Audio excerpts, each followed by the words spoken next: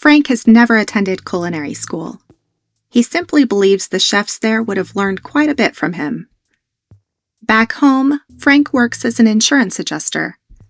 Every evening at exactly 6 o'clock, however, he transforms into what he refers to as an artist.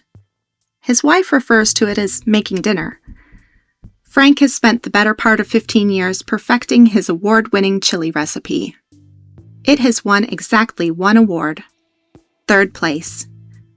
Frank still believes the judges confused the scorecards. His family has stopped arguing. Frank owns 18 wooden spoons. Each one has a specific purpose. He becomes visibly uncomfortable when visitors use the wrong one. Nobody has ever figured out which one is the right one. This cruise has become an unexpected challenge. For the first time in years, Frank has absolutely no control over the menu. At first, this bothered him. Now you'll occasionally find him wandering through the buffet with his hands folded behind his back, quietly nodding in approval. Occasionally, he nods less enthusiastically. He has complimented the head chef 3 times.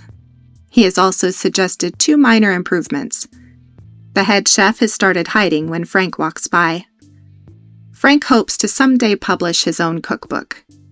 It won't contain measurements. He says, "You'll know when it looks right." His children have spent years wishing that were true.